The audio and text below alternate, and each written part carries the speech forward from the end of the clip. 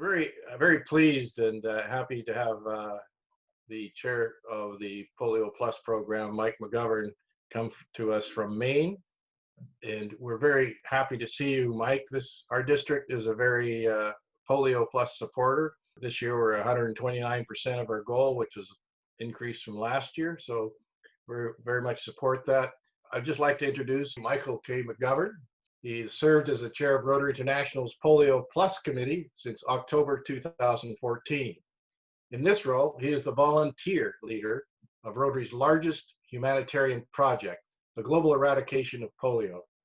Rotary is the spearheading partner of the Global Polio Eradication Initiative and has donated over $2 billion to ending polio and has worked with other partners to reduce the number of polio endemic countries from 125 in 1988 to just 2 today.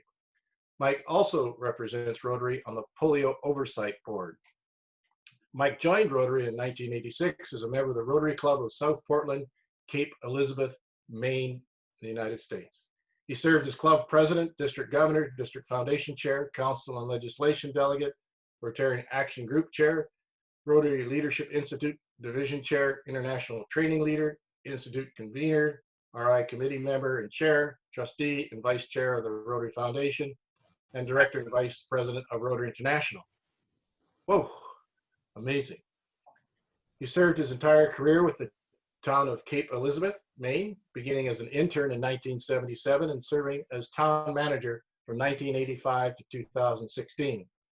During his career, he also led several boards, including the Maine Municipal Association, the Maine Town and City Management Association, and EcoMaine, and served on committees of the International City and County Management Association. He currently serves on the board of Park Danforth, a not-for-profit retirement community, and as chair of the Diocesan Review Board of the Roman Catholic Diocese of Portland. Please welcome our honored guest, Mike McGovern. Thank you very much, Governor Brad. I always wonder about those introductions, and the most important thing you said is that I'm a member of the Rotary Club of South Portland, Cape Elizabeth, Maine. We're a club of about 60. We usually meet on Wednesday nights. In fact, we still do virtually. We're probably best known in the area for selling Christmas trees. We sell about 2,000 of them, all Maine trees, not British Columbia or Washington State trees, and balsams, not those trees you have in your area, the Frasers and the others. But anyway, we do that. We do something called Winterfest, which is an activity that we put on for kids during the winter to get them out, and we get sponsors for it. What's the best thing about it is all the kids come and they do curling, a nice Canadian sport, ice hockey, and sledding down hills, and something about rubber turkeys and a whole bunch of other things. But anyway, between the two of them, we're fortunate to make a whole lot of money. Actually, the club makes most of its money in 2 months. The rest of the year is hands-on activities every single week, which I think has kept our club fairly strong. But anyway, it's as Brad mentioned, I think the main purpose of this is not to hear about what my club does, but for you to get an update on what's going on with polio and the progress we've made. As Brad mentioned, we started back in 1985 with this when we had 350,000 cases. A lot of people look at the cases now, and we were down as low as 22 a couple of years ago, and now we're we're about 60, 61, I think. I always tend to be an optimist, and I look at the big trends and how we're doing. And the statistic that I've been citing, actually, is a couple of them. One is that we've gone 5 straight years now with 200 or fewer cases.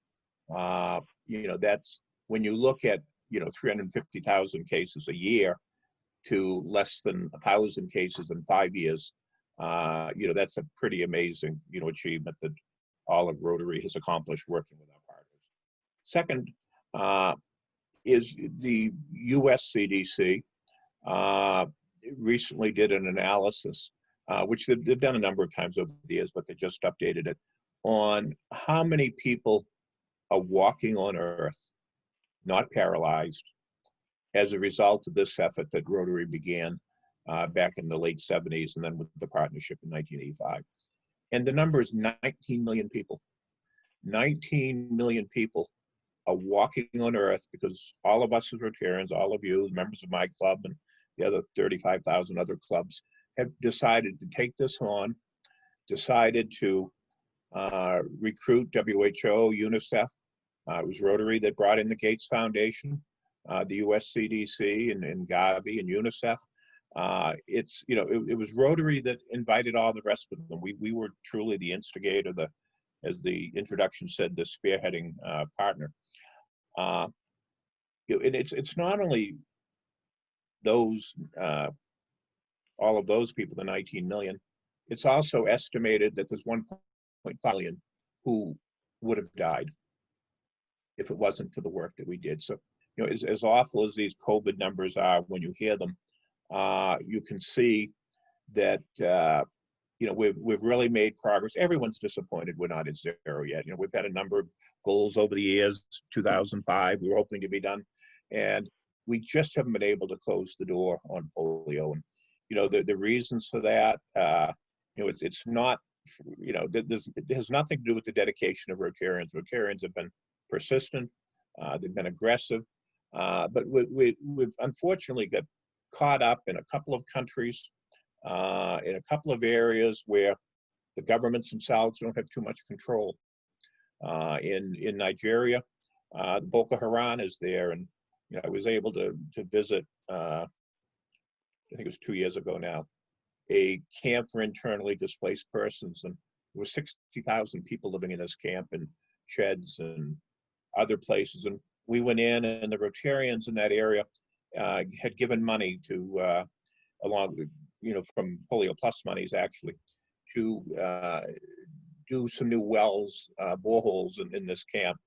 And so they arranged it when I was there, or I went there for that purpose, to do the dedication of it. And it was just amazing to meet all these people. And, the workers were all lined up there, and most of the polio workers who were lined up there were all polio survivors themselves. They had crutches and canes and tricycles, they call them, wheelchairs with 3 wheels. And, it was just amazing to see firsthand, the people who are really making a difference. And when the day that we were there, I was with Tunji, our chair, and some other Rotarians, the district governors from Nigeria, and we're also with the deputy governor of the Borno state. But anyway, we went to the ceremony, dedicated, and then quickly they said, get in the cars, it's time to go. And then the governor had actually suggested I ride with him, the deputy governor, which I did. And then he was telling me as we were going out at the entrance to the place, that had been the site the day before of a suicide bomber killing 3 people.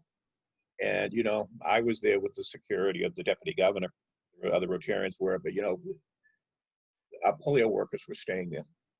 They didn't get into a SUV and drive out and, come back to their own country. They stayed in their own country. They didn't come to my country. They're dealing with it every day, trying to succeed. And the good news is come September will be 4 years without a case in Nigeria.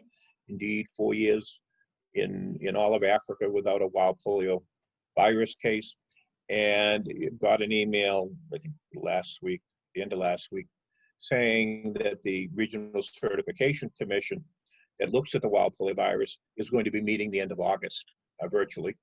But so there's some thought that they might actually certify Africa then as free of the polio virus. We do have cases still in Afghanistan and Pakistan, 2 very tough countries.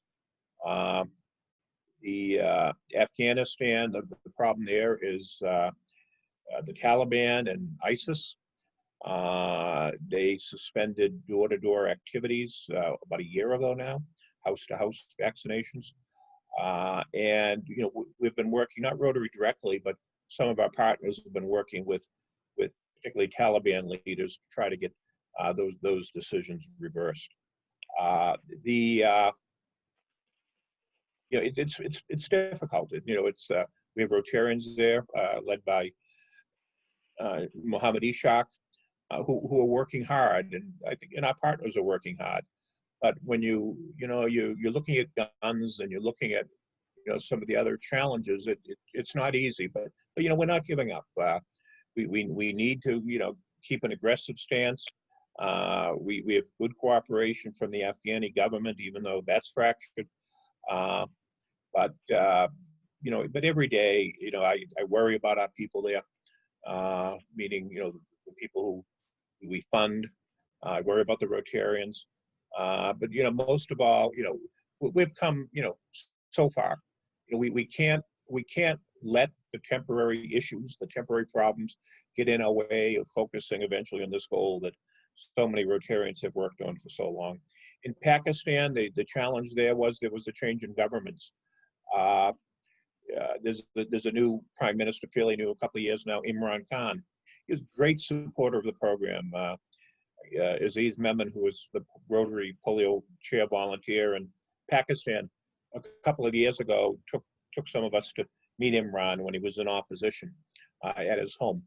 And he could not have been more supportive. He was out personally giving polio drops, being photographed. And but then he became prime minister. And like so many other new people come into office, their minds are on different things. And he hired some of the wrong people, and the program got off track. Back at the end of last year, it was beginning to get on track. He fired the person he had put in charge of polio, and he brought back some of the people who had brought this down to the point where there are only 22 cases in the world.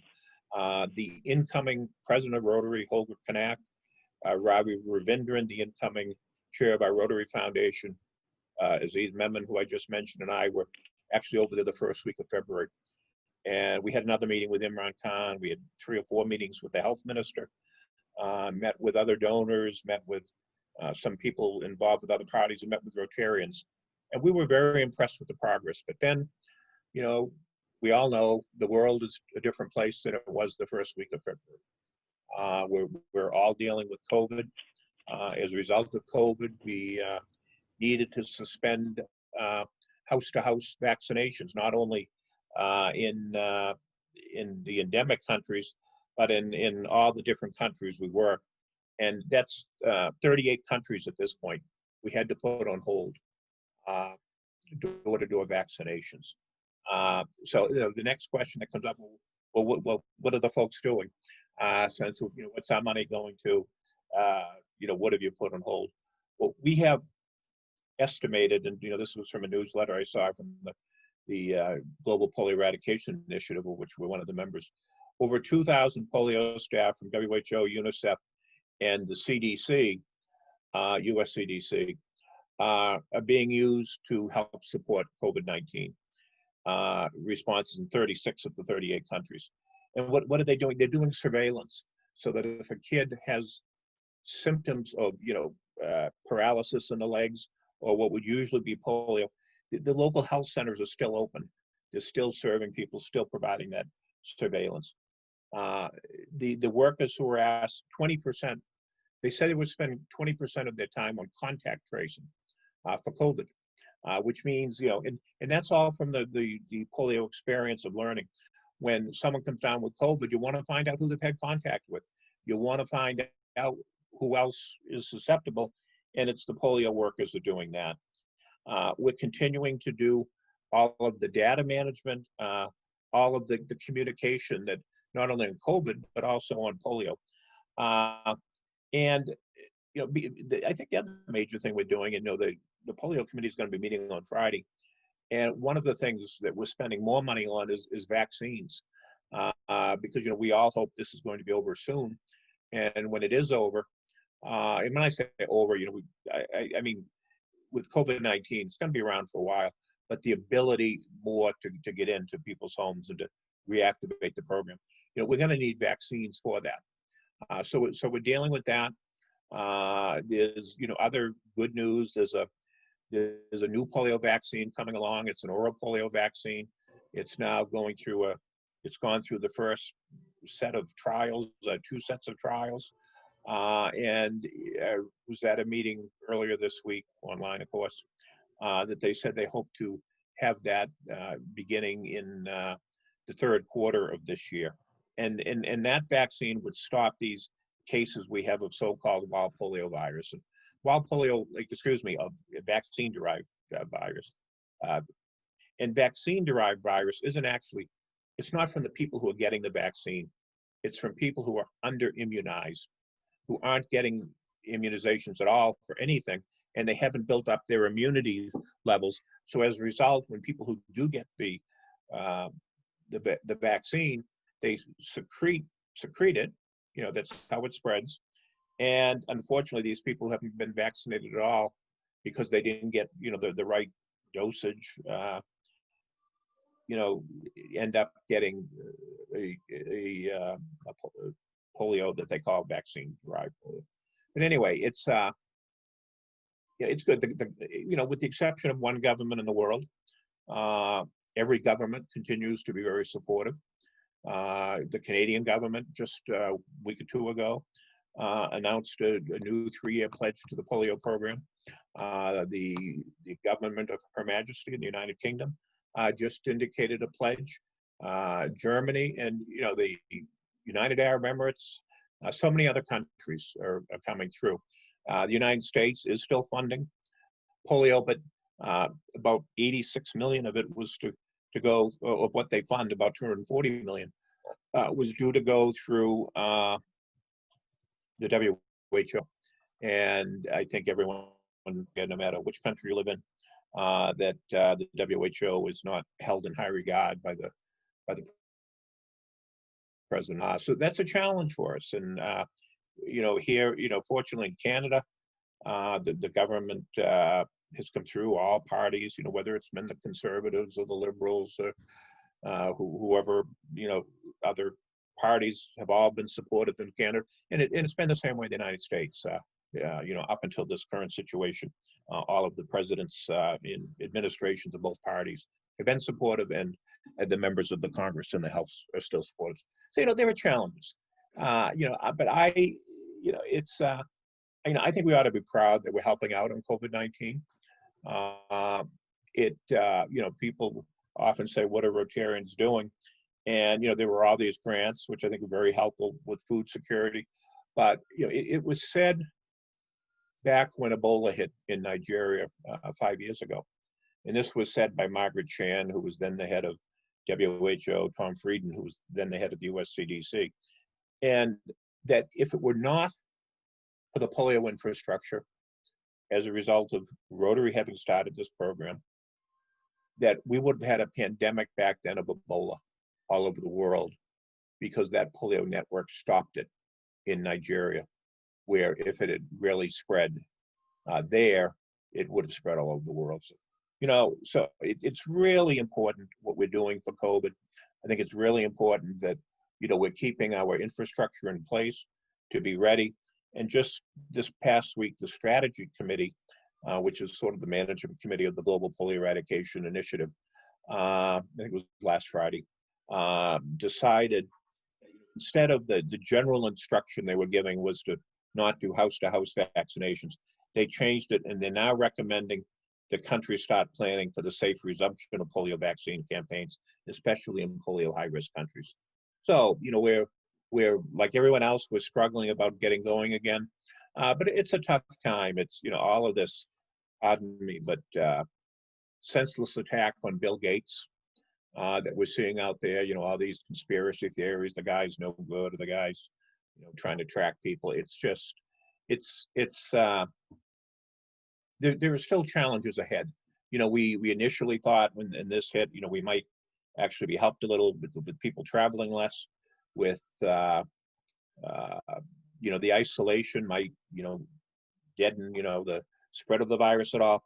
But, you know, and that we would see people understanding the importance of vaccines. But, you know, as we all see in your country, in those of you in Canada, in my country, those of you in the United States, you know, it sort of has given the anti-vaccine movement as well new energy, more involvement. So, you know, the challenges are ahead. Our biggest need right now other than, continued finance and continued support, is to get the Pakistani government back on program back on track as it was getting back on track. Because if we can, squash it in Pakistan, then it's a lot of the cases in Afghanistan come from Pakistan. So, we're pretty close, but, we've reduced the cases so much. Every program in the world right now, today, is going through challenges and issues. Polio is no different. What is different about polio is that we have a bunch of Rotarians around the world who have never given up. We have so many Rotarians who are passionate. As was mentioned in my introduction, we Rotarians have given over $1 billion, and with the Gates match, through Rotary, over $2 billion has gone to this. So we're not going to give up. I'm confident, our fundraising might not, reach the full level that we want this year, but I'm confident Rotarians don't give up. Rotaries see how important it is for the children of the world to get this done, not only for polio, but also as an example to deal with other diseases and other issues. So, I've tried to give you a direct, it hasn't all been, positive, but at the same time, I think it's important that you, as the investors, as those who share the dream, all understand and know the challenges as well as the opportunities we have. So the Polio Committee is meeting this Friday. We'll be considering $54 million in grants to recommend to the trustees. This is with monies that, that Rotarians have given in the past. Rotary currently spends $150 million a year. We sort of divided over 3 meetings, including one in June. And that's $50 million that we hope to have Rotarians give, and $100 million that's matched with the Gates Foundation. So, I'm optimistic. I'm positive. There are days that, I wish didn't turn on the news, particularly, my part of the world, but, it's the world we live in, and, we'll persevere. We'll get through this. And, as I saw, on a sidewalk on one of the news shows, there's better times ahead. And I look forward to that better time ahead with a polio-free world. So, Brad, that's an outline, and not sure if I went the length of time you wanted, but it gives a broad overview of where we stand. So, happy to do questions. Thank you very much, Mike. I very much appreciate that, and giving the details that we wouldn't necessarily find out, or actually learning about the atmosphere in situations in those countries. I just have one question for you, and if you have a question, please type it in the chat, and Alan Badek will be monitoring that. My first question for you, though, is where are we in our fundraising? I know we're short about 14 million to get to the 50 million to get a matching grant. You know where we are at this point?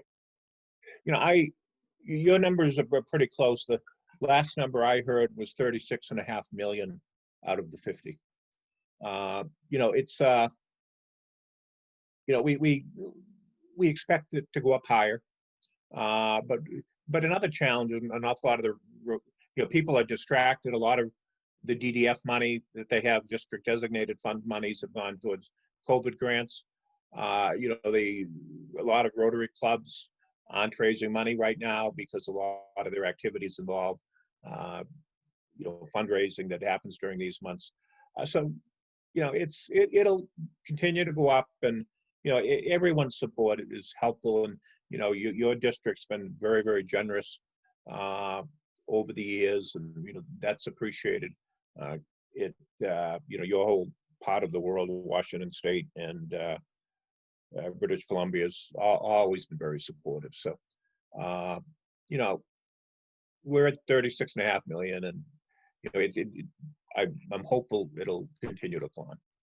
So for all those on the call here, please read your Peace Arch Journal. There is a piece on polio update and where we are financially, and so please read that. And Alan, over to you. All right. The first question will be to Stephen Schwab. You had a question on types of polio. You're up. And next after Stephen will be Dave Duskin. So you're on deck. Over to you, Stephen, if you can unmute yourself.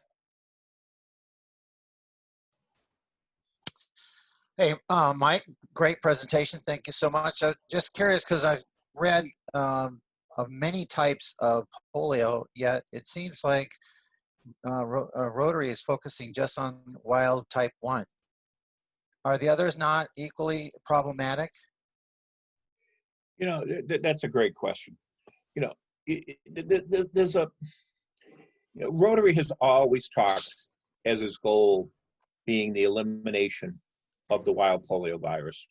And that wild polio virus had 3 types, type 1, type 2, and type 3. The only one left is type 1, type 2, and type 3 is.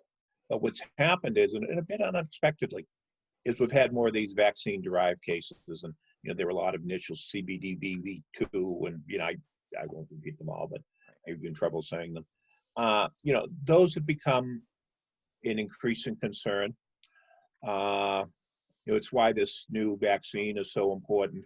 And it's, you know, we're spending, we meaning the partnership, we're spending an awful lot of money in the Democratic Republic of the Congo, in Angola, in Chad, and, you know, across that whole Central Africa, in the Philippines, Malaysia, Myanmar. We're trying to get rid of that other virus. So, you know, it's on the one hand, you know, we do emphasize the wild polio virus, but, you know, ultimately we want all of polio gone. But Rotary's commitment is to get the world certified free of wild polio virus. And then we've informally committed that once that happens, once that certification happens, that Rotary will continue through foundation funds to continue the advocacy that we do to the governments of the world, so that we make sure we maintain a polio-free world, and that we continue to assist with the vaccine derived. But Rotary has not taken an official position, and I don't expect it to, that we're going to be funding forever vaccine-derived cases. I think, you know, I think we take the calculation that Rotarians have worked on this a very long time. They want to see, they don't want to switch in what the goal is. They, you know, they want consistency with that. So, you know, that's about where it stands. I have trouble with that answer myself, but that's the situation. Thank you. Okay, Dave Dustin, you're up, and Jim Purcell, you're on deck. My question would be, what have we done to defend our partners? Bill Gates has been criticized. Of course, he's a local guy here in the Seattle area. I haven't seen any real support. The World Health Organization's in the same category. They're under attack. I assume they're also part of our partnership. Can you elaborate on our support for our partners? Yeah, you know, let me, you know, Bill Gates, we've been very close touch with the communications people at the Gates Foundation. And if you know, Bill Gates themselves aren't being a whole lot defensive. You know, they've taken the calculation that by responding to all of this, that it sort of gives it more attention, more focus to, you know, than it already has. So, you know, so the basic strategy, if you will, is not to react to every social media posting, every article that's way out there. And, you know, they're out there every day. I get emails every day from people saying, you know, why isn't Rotary criticizing Bill Gates? Why, you know, and these are from Rotarians. You know, so anyway, when people write to Rotary, we have a set statement that says they're a good partner. We've worked with them for many years. We appreciate all that they do, not only in polio, but with vaccines, and, you know, in moving forward with, you know, all of the goals and objectives that Rotary has. But we have not issued press releases. Similarly with WHO, you know, we're working, for instance, with key leaders of the U.S. Congress, the House and the Senate, particularly in the Senate, to try to ensure that there's the full funding for polio. But the way the system seems to have been working is that we're much better to get support from, you know, a majority of Republican senators if we don't make a big public to do about it. The quiet approach, what usually happens in the U.S. Congress is, there'll be some issue, and eventually they'll do an omnibus bill and throw everything into it. And our sense is that's what's going to happen is, eventually there'll be some sort of a bill that, most of this, again, all of these senators of both parties have always supported us. So they might be upset with WHO on, some of the stories they're reading, but, the calculations, we don't think that they're going to follow through and eliminate WHO as U.S. funding. We support them, but, and I'll be direct about it. There are an awful lot of Rotarians who love President Trump in the United States in particular. And, we need to be sensitive about that. There's a lot of people who don't want Rotary involved in politics. And, while we stand by WHO, what we don't want to do is tear Rotary apart by, unfortunately, as we see on the streets of America every night, there are a lot of strong opinions out there. There are a lot of strong views on a whole lot of issues. Rotary's issued a statement on, that what's going on in terms of the treatment of people of color. I think maybe some of you may have seen it. Very strong statement of support for all people, particularly against racial injustice.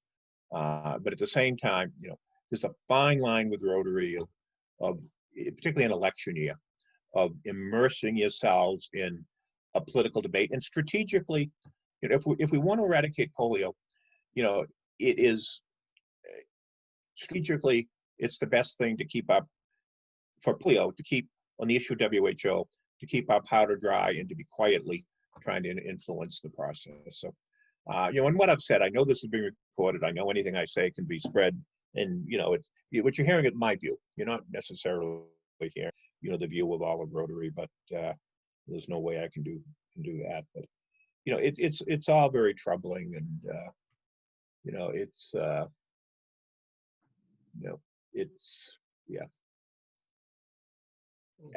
Dave, how do you feel about my answer? You're muted. Thank you. That was a good answer. Yeah, I'm trying to lay it out as it really is, but unfortunately, I should forget the unfortunate. I'm giving my personal opinion. It's I'm not a Trump guy. I'll be honest with you. But yet at the same time, I have a responsibility as the chair of the IPPC to represent an organization that has many different opinions, but that basically stands for improvement of the human condition. And we need to be strategic about how we accomplish it. So thanks, Dave. Yeah, thanks, Mike. Alan, we have I sent you a question from Ron Kelly. I'm not sure. Well, next on my list is Jim Purcell, and then Janet from Mission. Okay.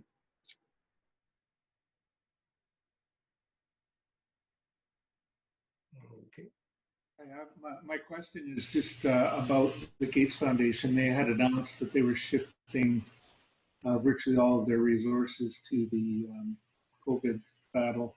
And I'm wondering, does that affect their match of the RI contributions? No, it's unfortunate. There was an article, I don't know if it was The Guardian or one of the British newspapers, and Gates was interviewed, and everyone sort of shook the next day when we all read it. There's been absolutely no lessening commitment from the Gates Foundation, and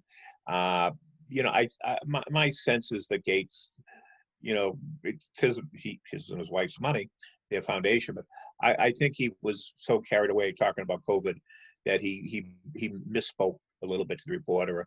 They can say the reporter misquoted him, but no, we have a 3-year agreement with them coming up. If we, spend up to $50 million each year, they'll match it, and they're fully in. Gates, back in November, I think it was, there was what they call a pledging moment. Some of you were at the Atlanta convention and saw a bit of it there, but they repeated it because this has gone on longer in Abu Dhabi in November, and Bill Gates was there, Ravi Ravindran was there representing Rotary. I was there, Aziz, Judith Diamond, who's from the UK, been heavily involved. But anyway, Bill Gates got up on stage and he said that, you know, other countries got up and announced their commitments. He got up and said he was giving, it was a little over $1 billion. It was $1.018 billion or some odd amount, but it was a little over $1 billion. And then he gets up and then he continues on and says that, you know, 100 million of it, I think, is a match to something the UAE government was doing, which, you know, he was saying we were in United Arab Emirates. And then he says, in 300 million of that $1 billion, I'm giving to Rotary International, the Rotary Foundation, to spend on polio eradication. And you know what? I was sitting there, you couldn't help to, you know, here's an organization we all belong to. And this man's announcing that over the next 3 years, he wants to give us $300 million because he trusts us to spend it right. And you know what? He's been consistent since then. Chris Elias, who's the head of global development, the president of global development, Gates Foundation, I've talked to several times. And we every day we're on the phone with the Gates Foundation, and they're 100% with polio eradication. And you know, he's committed $1 billion, and they will spend that and probably more. So, thanks, Jim. Okay, Janet, you're next. And on deck is Maurizio Brown. Yes, thank you. Really interesting to hear from you, Mike.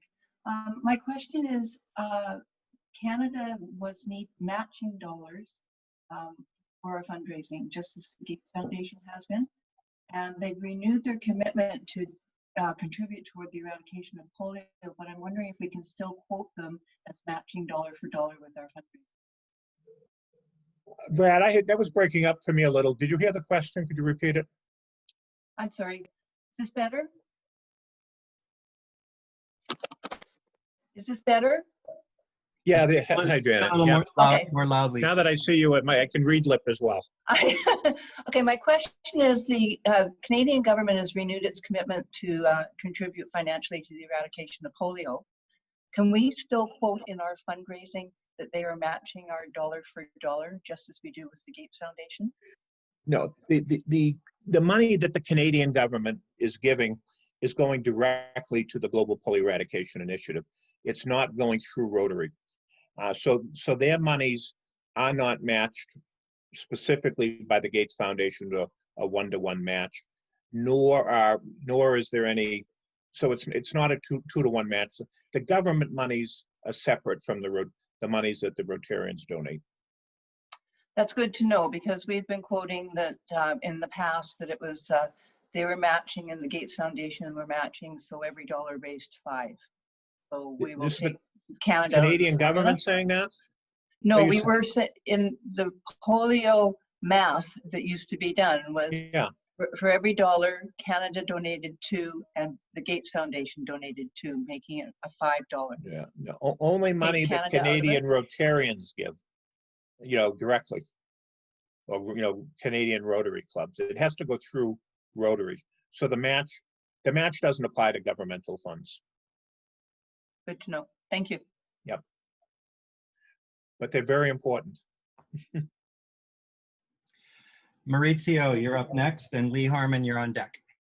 Okay, thank you very much, Mike. And my question is regarding the numbers and new cases from Pakistan and Afghanistan. When you compare the last year, how's the percentage is increasing? You know, it depends on how you look at it, what your time frame is. You know, last year there were about 175 cases, and most of them occurred during the last 6 months of the year. You know, this year the numbers are fairly close to what they were the year before at this time, but we had a surge, you know, at the end of the year.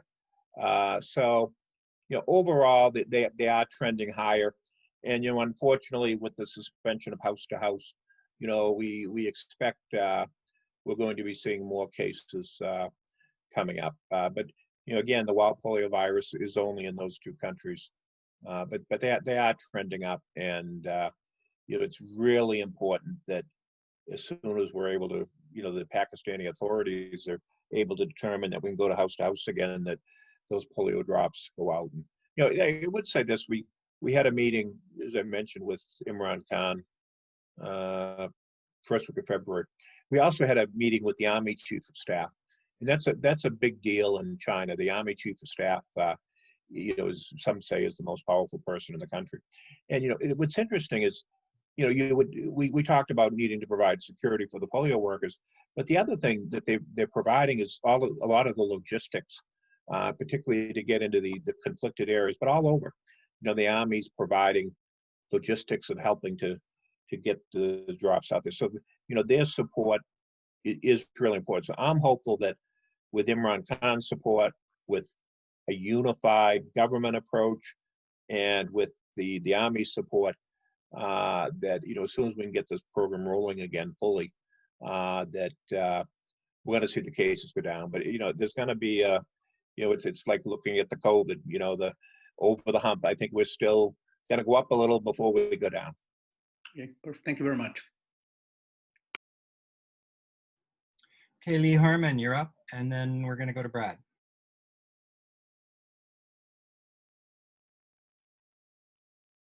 Lee, you need to unmute.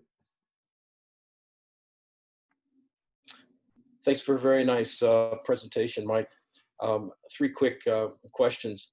Are we still using the injectable Salk-killed vaccine as an initial course, as was started in Pakistan several years ago?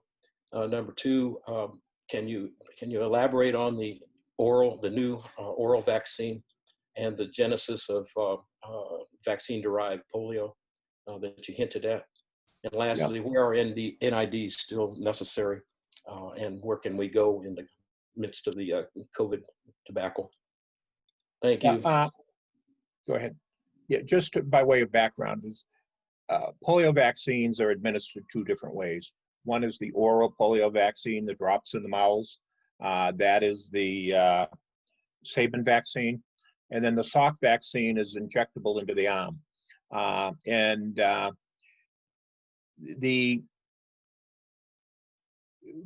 the main part of vaccines, it's done by the oral polio vaccine, because anyone can provide them.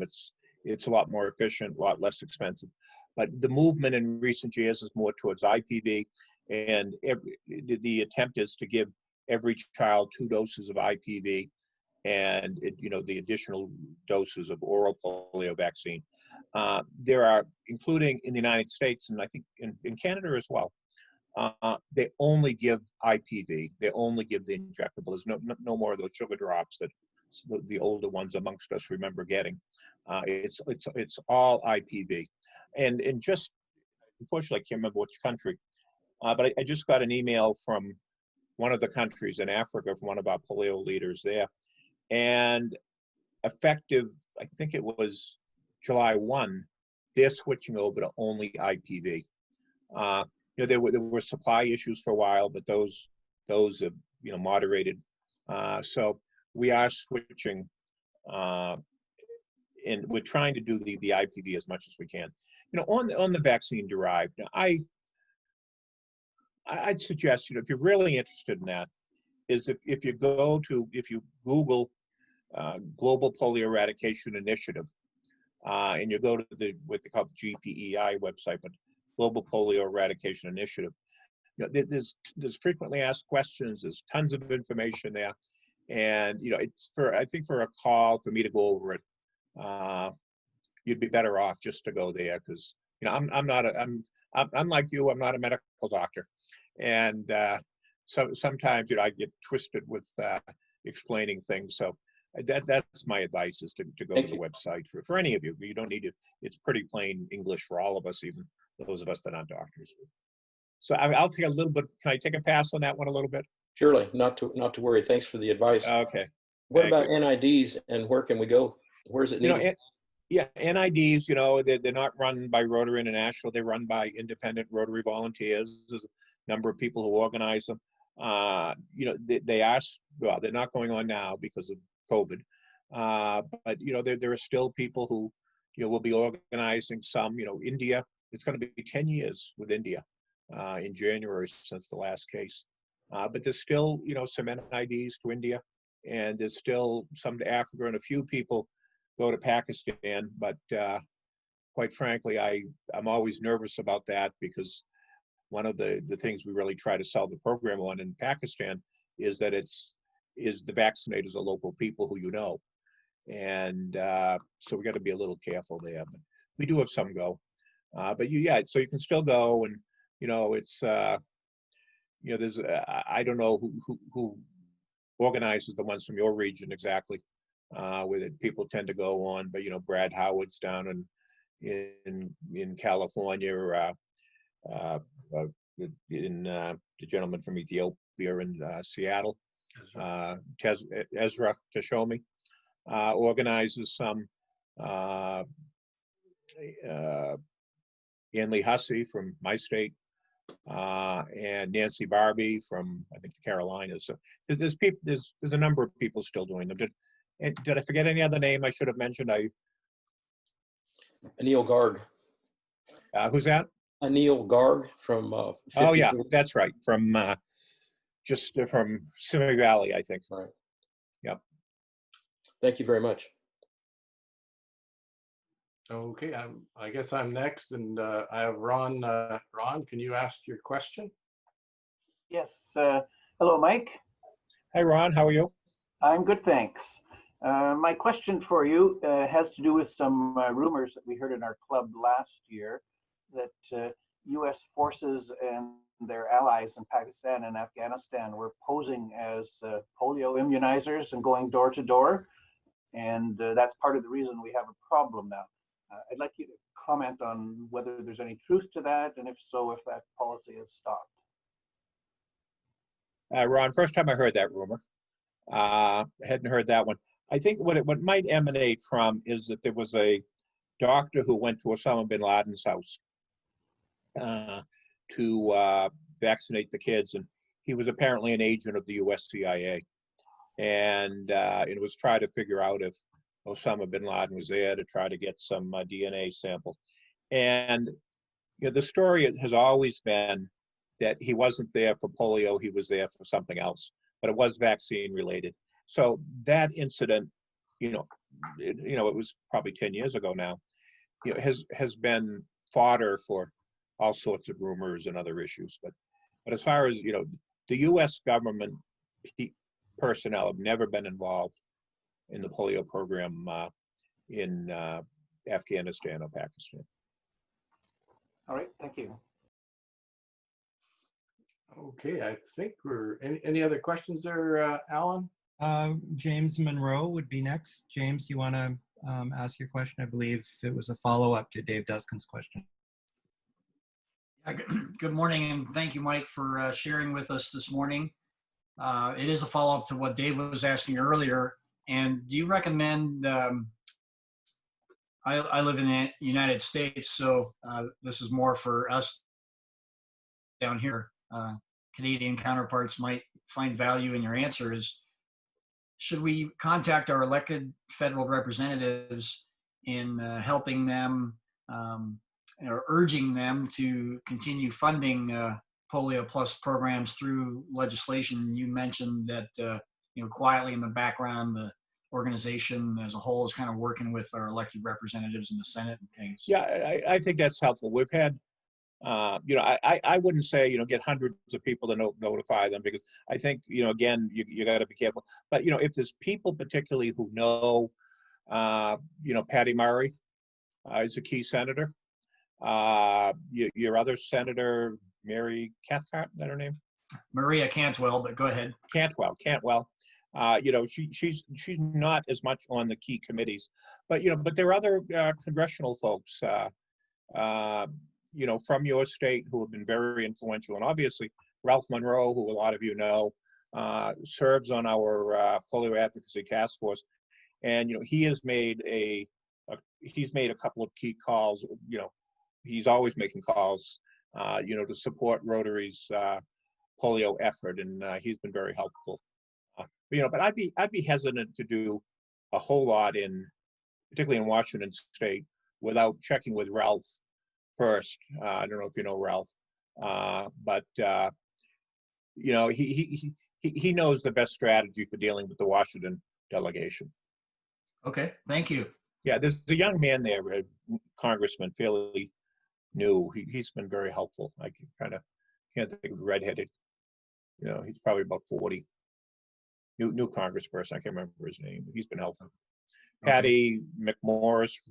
Rogers. She's been helpful. Okay. Yep. Thank you. If I can just jump in here, Dean, if I was wondering if you could help us out and just explain to those on the Canadian side what Rotarians have done with the talking to people in Ottawa. Right. We have specific advocacy group that addresses all government officials in Canada. And we constantly work at advocating for polio contributions to the government from every area that we possibly can. We rely on the Rotarians to, if you have a contact in your local government, if you have a member of parliament that you know, please use your club and use the power that you have to constantly remind them, keep sending them the updates on polio, and just stay in their face on a constant basis, reminding them of the need of what has happened. The fact that the government of Canada has just made this donation to polio is because of the advocacy work that has been done by Canadian Rotarians, by us as an advocacy group, and Rotary International and the Polio Plus Commission, working constantly on them always being up in their face. So yeah, it happens to do, and not because of anybody else. Thank you. To that point, Dean, you know, we've had informal committee for a long time, but we're just giving it a little more structure. And there's 3 Rotarians that have been appointed to the Canadian committee. We used to just have like one individual. Now we have a committee, and those 3 individuals are Dean, Jennifer Jones, and Valerie Wafer, who was incoming director from Ontario. And they have 2 advisors, Wilf Wilkinson, who's had very strong connections with the Canadian government, and Bob Scott, who obviously understands polio and the different issues. So it's a great team led by those 5 individuals, and it was so pleasing to see Canada come through. We have time for one last question, if there is one. We do have one last question. Christiana Flessner had to leave, but she asked me to ask this question to you, Mike. Beginning of this year, the resistance to vaccinate was said to be one of the 10 largest risks to global health. Is this something that the Polio Plus Committee is considering in our PR as we educate about the need to vaccinate against polio? I missed a little bit of the middle, that we're one of... I'm sorry, at the beginning of this year, the resistance to vaccinate was said to be one of the 10 largest risks to global health. Still is. It still is. And it is the Polio Plus Committee considering any kind of PR to educate about the need to vaccinate? You know, that's what we do a lot of in the endemic countries, particularly through UNICEF. We fund social mobilization. That's why we use community-based vaccinators. It's why we reach out to the Taliban. It's why we have committees of religious leaders who are very tied in, connected, working with us. We're doing all those things. Yeah, Brad, Judy Higginbottom had a question quite a while ago, and she had her hand up. So sorry, yeah. Judy, are you there? Muted, though. Can you unmute yourself, Judy?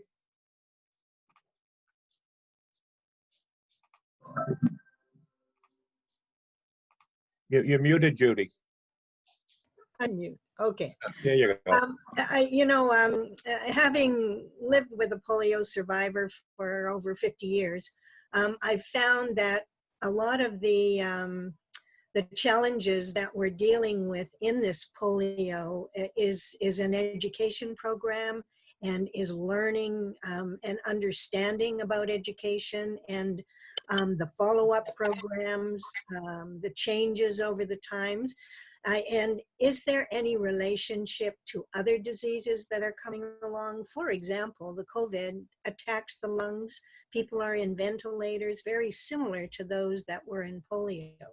It's kind of a question that's been going through my mind, and I don't know if anybody has ever made that relationship or to any other type of lung disease or paralysis.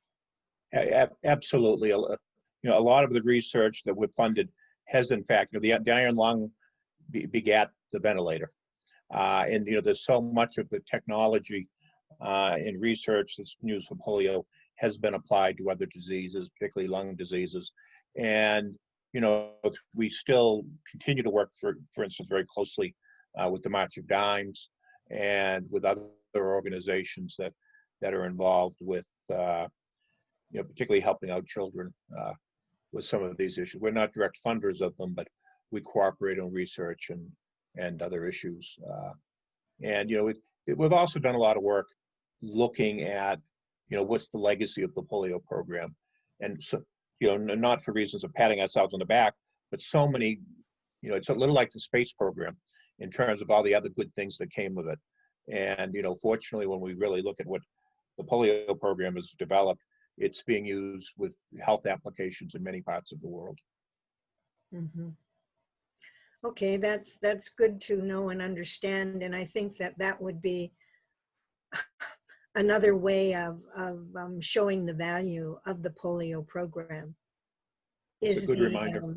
The working with other lung diseases, and particularly the one that's facing us now, because it kind of did enter my mind. I don't know about paralysis after COVID, but I do know that there are other combinations of challenges that people are learning they may have to deal with. So anyhow, thank you. Mike, where is that beautiful photograph behind you from? Is that where you That live? is in my hometown of Cape Elizabeth, Maine, about 2 miles from my house. It's called Portland Head Light. If you want to Google it. And I was the town manager here for 31 years, and I was actually, one of the things I was happy to work on is the town took it over from the Coast Guard, and we developed a museum and gift shop there, and the town maintains it. And, it was very nice. I drove over there yesterday, not to take this picture, this is an old one, and it was the first time I was able to drive into the park in 3 months because if it was closed. So it was nice to be able to see it in person again. You'll have to visit Maine sometime. Absolutely beautiful. Thank you. Is the lighthouse still functional, Mike? Yeah, actually, the club does one of the actual very first project I worked with a Rotary. I did it when I was the assistant town manager. Is that the town manager then asked me to approach the club to give money for a community picnic shelter, and I went and met with the Rotary Club and I asked them for, I think, $10,000, and I didn't know it. This was back in the early 80s. They'd never given anywhere near that amount to anything. But anyway, I went and asked for the money, and that actually, so the shelter now overlooks the lighthouse, and usually in normal times it's rented out. And the town actually takes in more money from renting it out to different groups than we paid for it in the first place. And I did, in every summer, except for this one, the club has a lobster bake there. That's not a fundraiser, it's just an event for the club and good fellowship. So, and does the light still work? It does, but it's not the old-fashioned Fresnel lens. It's just a little beacon there, and it's with GPS, it's an anachronism. Sure. Yeah. Just before it's used for photographs, for people to photograph it more than anything. Thanks, Mike. Just before we end here, John, I'm Blesson. Did you have your hand up? I couldn't see that or not. John Blesson. Unmute yourself. Unmute, John. Okay, there we are. There you go. Here I am. When we first started with the Polio Plus campaign in the late 80s, we used to say it would be good for 5 communicable diseases like diphtheria and pertussis and so forth. Yeah. Is that still the case? You know, it is. We've always called it Polio Plus. You know, we have helped, you know, and our folks help with mobilization. You know, we had Gavi, the Global Alliance Vaccine Initiative, join us. And, you know, more and more we're looking at, you know, the way to get people to convince them to take the polio vaccine is to also be providing these other vaccines at the same time. So we're working with our partners on that. You know, we're very concerned we don't want what they call Project Creep, but at the same time, you know, we got to do everything we can to strategize how to get those polio drops into the mouths. And one way it is by upgrading what we're doing as a partnership by helping to deliver those other vaccines. Thank Well, you. we've come to the end of our time. We've actually gone over our time. So I wanted to thank you, Mike, very much for joining us today for an hour plus and for providing us with the really updates and the insight into the Polio Plus program. I'm not sure if many of us have heard that before in such detail and such information given to us. So as you mentioned, our district does give a lot to Polio Plus. We try to increase that each year, and we'll try and make up some of the shortfall that we have until the end of June.